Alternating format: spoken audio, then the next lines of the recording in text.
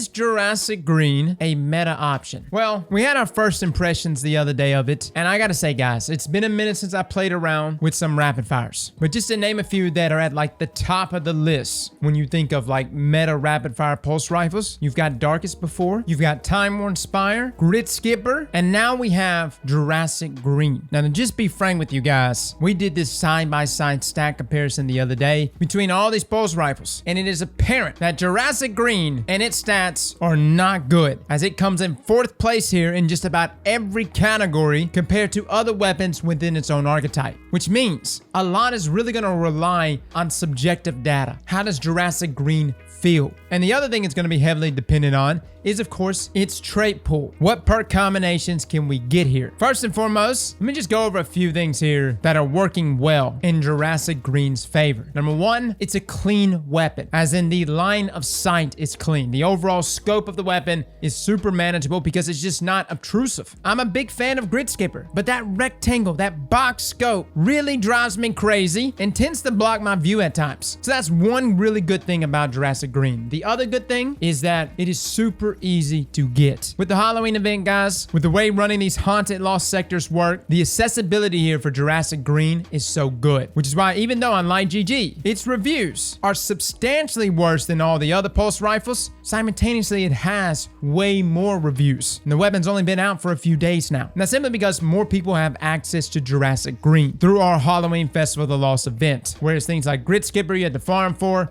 Time Worn Spire is tied to Iron Banner, and of course Darkest Before is a prophecy drop. The other benefit about Jurassic Green is its range. Its range is better, without a doubt, guys. We even did side-by-side comparisons and even a okay roll. I wouldn't say it's a god roll or even a bad roll, but this is just my regular rangefinder roll, and it can reach up to 38 meters, which beats everything in that energy slot. Now understand, Time Worn Spire, especially with the right scopes and the right perks, can go way beyond that. We're talking 40, 41 meters. But the point is, for a rapid fire pulse rifle, I will take 38 meters all day long. Put that in comparison to my god roll Grid Skipper with my highest range stat, that can reach up to 37 meters. And again, Grid Skipper by default has higher zoom at 18. But even at 18 zoom and more range than my Jurassic Green with rangefinder was still outranging my Grid Skipper. And then when we compare it to things like Darkest Before clocked in at about 34 to 35 meters. Now again, this is in comparison to a rangefinder Jurassic Green. Jurassic Green on its own without rangefinder, you're gonna be looking at somewhere around the same mark as Darkest Before, 34 to 35 meters. And let me just be frank here. I'm still dabbling with some God Roll Darkest Befores, and by the way, if you have a God Roll Darkest Before, let me know. I would love to play with it. But just the little bit that I've dabbled with on Darkest Before, if I had to choose a weapon to play within that range of 34, 35 meters or less, dude, Darkest Before, it's just a better pulse rifle all around. From its base recoil to just the overall feel of the weapon and the spread there in its burst pattern, I do think Darkest Before is a better pulse rifle within that range. Where pulse rifles like Time Worn Spire and even Jurassic Green here start to edge over those pulse rifles is when we include things like rangefinder or zoom modifying scopes like it is on Time Worn Spire. When we start buffing that range to then contend into those later 30-meter ranges, that's whenever I start to see the benefit here of choosing something like Jurassic Green. Now that I've established why I do like this pulse rifle, although I would have preferred it to be in the kinetic slot, let's talk about its perks. First up, that first trait column, guys, is beautiful. Look at all these things, man. You've got tunnel vision, you got heating up, you got killing wind, rangefinder. Obviously, out of all of these, I like rangefinder the most, but all of those traits are wonderful. In that final column, though, you just don't have a whole lot of nothing. Pretty much the only thing that stands out here is multi-kill clip and frenzy. Now, surprisingly, I've normally treated frenzy as a PvE only perk. This is a perk that requires you to be in combat for an extended time to increase your damage handling and reload speed. And it'll also persist even after you get out of combat for a few seconds. Now, that damage buff between multi-kill clip and frenzy is the exact same. You're looking at an increase in damage going from 24 per crit to now 28 per crit for both frenzy and multi-kill clip. Now, understand this does not really change the time to kill value. You're still looking at a time to kill of 0.8 seconds. Base is 7 crits to body, so essentially 3 bursts. And even with multi-kill clip and frenzy, it's still going to take 3 bursts,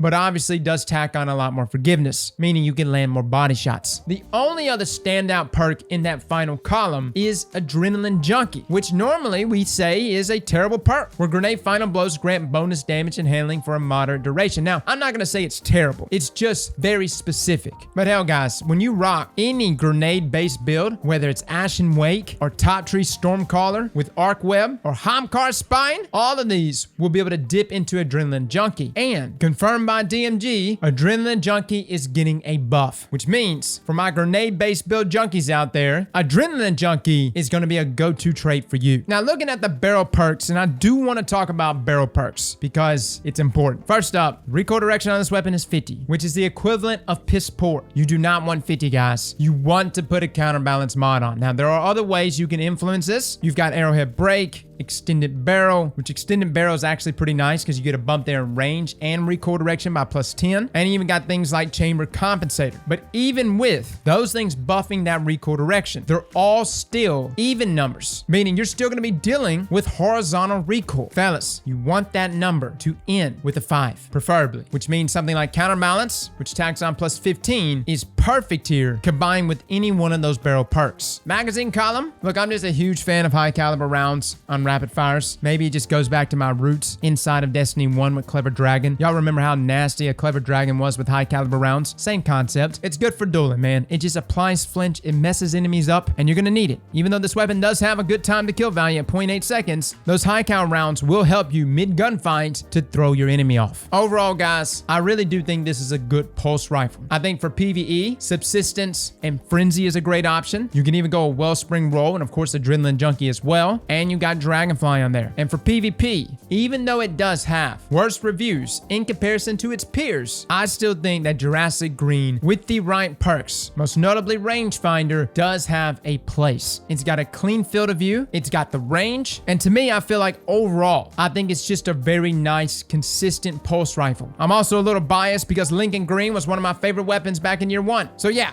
I am biased here. I want Jurassic Green to be meta. Regardless though, guys, get it for yourselves. If not for its lethality, at least for that dino look. My one and final suggestion though, when using any rapid fire pulse rifle, is never stop shooting. Lay on that trigger and keep firing all the way through your enemy until you see them in the kill feed. Well, fellas and ladies, thank you all for coming and watching, and as always, slap that like button like your mama told you right.